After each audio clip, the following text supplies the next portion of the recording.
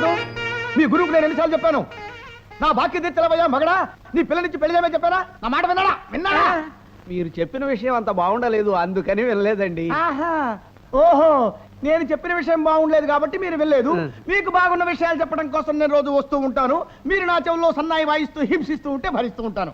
ఆహా, ఎంత బాగుందయ్యా! లాభం లేదు, ఇహ నేను ఆగదలుచుకోలేదు. ఈ పూట సామాన్లన్నీ బయటపడేసి వేలంపాట వాడిని పిలిపించేసి మాధవయ్య పరుగును బజార్లో పడేటట్టు చేస్తానంటే.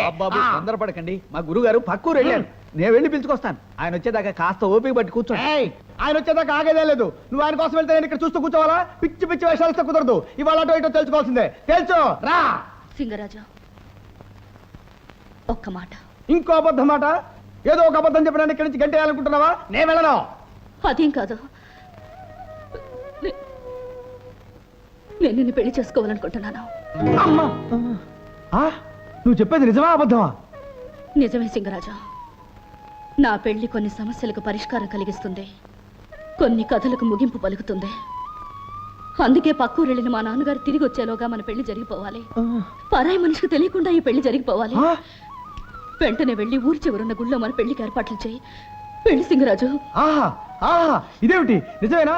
అదెంత పని, క్షణంలో చేసేస్తా.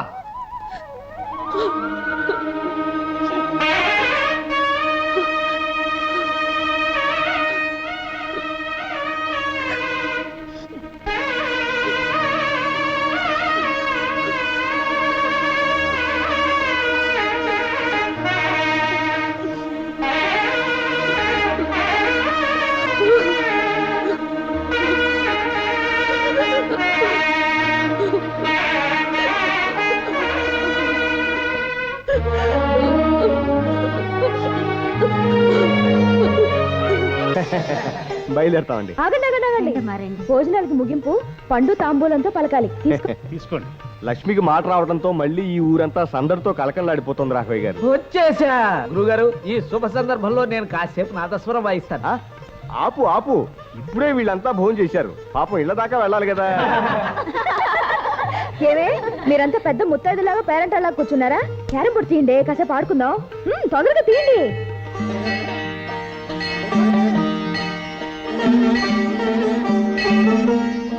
స్వామి, నీ దయ వల్ల లక్ష్మికి మళ్ళీ మాటొస్తే నీ గోపురానికి ఒక కొత్త గంట కట్టి భూమి ఆకాశం మారుమోగేటట్టుగా 101 సార్లు మోగిస్తాను.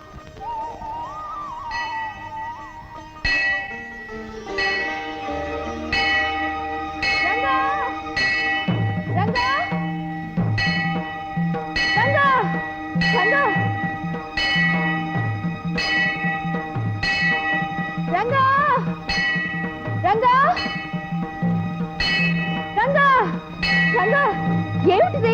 దిగు. రంగా,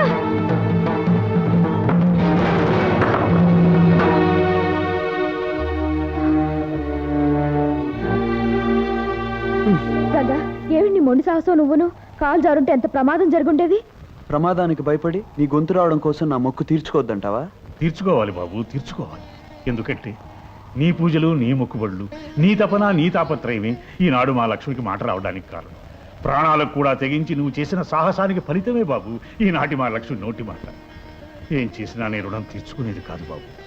అయినా నువ్వు చేసిన ఈ సహాయానికి ఒక కన్న తండ్రిగా ఏదైనా కానుక ఇవ్వాలనుకుంటున్నాను. ఏం కావాలో అడుగు. మా ప్రేమను మీరు మనసారా దీవిస్తే అంతే చాలు. అంటే నువ్వు లక్ష్మి చేతిని అందుకోవడానికి అనుమతి అడగాలనుకుంటున్నావు, అవునా? కానీ జరిగే పని కాదు. అవును రంగా, ఇవ్వడానికి ఇప్పుడు ఆమె నా సొత్తు కాదయ్యా. మా లక్ష్మి ఎప్పుడో నీ సొంతం అయిపోయింది.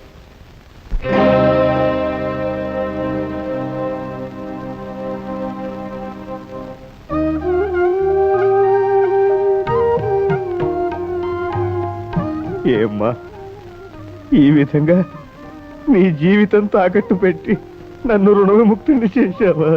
అదే మాట నాన్న. కొడుకేనా కూతురేనా నేనే అనేవాడివి కదా. నీకు కొడుకే ఉంటే బాకీ తీర్చవలసిన బాధ్యత తను తీసుకోడంటావా? మాట్లాడింది చాలు. బస్సుకు టైం అవుతుంది. సత్యవతి లోపలికి పెట్టి వెళ్ళు. ఆలస్యం అయితే బస్సు పని కోసం అవుతుందా? అగదు కదా. చూడండి మామయ్య గారు, బాకీ తీర్చడానికి బదులు ఆడపిల్ల నుంచి పెళ్లి చేశాను ఎవరితో చెప్పకండి. దీన్ని చాలా రహస్యంగా ఉంచాలి. అడ్డమైన అప్పుల వాళ్ళంతా వచ్చేసి మా పిల్లని చేసుకో బాకీ తీర్చుకో, మా పిల్లని చేసుకో బాకీ తీర్చుకో అంటారు. దీన్ని ఎలా ఉంచాలి? రహస్యంగా ఉంచాలి. రంగా రారా రారా, చూడు త్వరలో మొగ్గ రాబోతోంది. ఆ మొగ్గ పువ్వయ్యే నాటికి ఏం జరుగుతుందని చెప్పాను? పెద్దల దీవెనతో పెళ్లి జరుగుతుందని చెప్పావు. నాన్నగారు దీవించడం అయిపోయింది. ఇక పువ్వు పూయాలి, నువ్వు నా మెళ్ళలో 3 ముళ్ళు వేయాలి. అంతా ఒకేసారి జరుగుతాయి. లక్ష్మి, రంగా, సత్యవతి రంగశంకరాజుని పెళ్లి చేసుకుని పట్టం వెళ్ళిపోతుంది. ఏమిటి, సత్యవతి అతను పెళ్లి చేసుకుందా? చెప్పా చేయకుండా పెళ్లి చేసుకుందాం. ఏమిటిది సత్యవతి, మాతో ఒక్క మాటైనా చెప్పకుండా పెళ్లి చేసుకోవడం ఏమిటి? లక్ష్మి, జీవితంలో కొన్ని అపురూపమైన సంఘటనలు అనుకోకుండా జరిగిపోతాయి. నీకు హఠాత్తుగా మాట వచ్చినట్టే నాకు హఠాత్తుగా 3 ముళ్ళు పడ్డాయి. అనవసరమైన అబద్ధాలు ఎన్నో చెప్పేదానివి. పెళ్లి చేసుకుంటున్నావనే నిజం ఎందుకు చెప్పలేదు సత్యవతి? అబద్ధాల సత్యవతిని కదా, నిజం ఎలా చెప్తాను? రంగా, మిమ్మల్ని కోరి కోరతాను, తీరుస్తారా? ఏమిటో చెప్పు సత్యవతి. మీ పెళ్లికి నేను దగ్గరుండాలి. నా చేతులతోనే మిమ్మల్ని పెళ్లి కొడుకు పెళ్లి కూతురుగా అలంకరించి ఆలు మగల్ని చెయ్యాలి. తప్పకుండా. అసలు నువ్వు చేయకపోతే మా పెళ్లి జరగదు. సత్యవతి, మరి నా కోరిక చెప్పమంటావా? ఏమిటి రంగా? అల్లరి చేసే సత్యవతి పండంటి బిడ్డను కంటానికి మా ఊరు వచ్చేటప్పుడు నాకు తెలియజేయాలి. నా బండి మీద ఊళ్ళోకి రావాలి. అలాగే. ఏయ్, నిజం చెప్తున్నావా అబద్ధం చెప్తున్నావా? అది కాలమే చెప్పాలి. అదిగో బస్ వస్తుంది. మన పక్కన వెళ్ళాలా? బస్ మన కోసం అవుతుందా? ఆగదు కదా, ఆగినప్పుడు ఎక్కాలి. స్టాప్ స్టాప్, దా ఎక్కు. ఏమిటి సిద్ధాంతి గారు, మీరంటున్నది నిజమే? ఆ మోగ పిల్లకి మాటలు వచ్చాయా? వచ్చిందమ్మా, సలక్షణంగా వచ్చింది. అమ్మా, మరొక శుభవార్త. అది మనకి దుర్వార్త కావచ్చు అనుకోండి. ఆ లక్ష్మికి రంగడనే అబ్బాయికి పెళ్లి జరపడానికి ముహూర్తాలు కూడా పెట్టుకోబోతున్నారు. పెళ్లి జరిపిస్తారా? ఎలా జరిపిస్తారు? ఎలా జరుగుతుందని తెలియనట్టు అడుగుతావేమే తల్లి? చచ్చి స్వర్గానికి పోయిన నాన్నతో జరిగిందిగా నీకు పెళ్లి. అలాగా నువ్వు నోరు మీరా, అసలు రహస్యం తెలియక నువ్వు అలా వాగుతున్నావు. ఆ రహస్యం తెలిస్తే నువ్వు అడుగుతావు ఈ పెళ్లి ఎలా జరుగుతుంది అని. రహస్యమా? అయ్యా, ఈ నెల 15వ తేదీ ఉదయం 5:45 ముహూర్తం దివ్యంగా ఉంది. ఇంకా ఆలస్యం లేకుండా తాంబూలాలు పుచ్చుకునే కార్యక్రమం కూడా జరిపించేద్దాం. వర్జమైనా రావచ్చు, లేదా శనో పాదం అయినా పెట్టేయగలడు. పెట్టేయగలడేమో.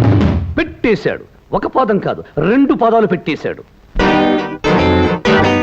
ఏమిటన్నయ్యా, లక్ష్మికి పెళ్ళని తాంబూలాలు పుచ్చుకుంటున్నారని విన్నాను. చూస్తుంటే అదంతా నిజంలాగే ఉందే.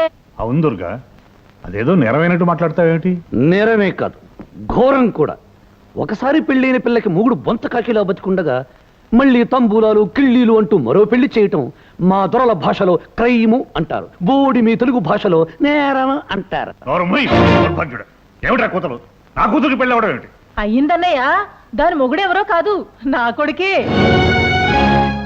వాళ్ళిద్దరికి ఎప్పుడో పెళ్ళయింది. దుర్గా, నువ్వు ఆవేశంగా అరిచినంత మాత్రాన్న నా కొడుకు నీ కూతురు మొగుడు కాకుండా పోడు, వాడు కట్టింది తాళి కాకుండా నువ్వు పోదు. ఇదేదో ఈ పెళ్లి ఆపి అల్లరి పెట్టాలనే ఉద్దేశంతో వచ్చినట్టున్నారు ఈ అమ్మ కొడుకులు. అసలు నా కూతురి పెళ్లి నాకు తెలియకుండా ఎలా జరిగింది, ఎప్పుడు జరిగింది? సాక్ష్యాలు ఆధారాలతో సహా చరిత్ర బయట పెట్టబోయా బలవంతరావు.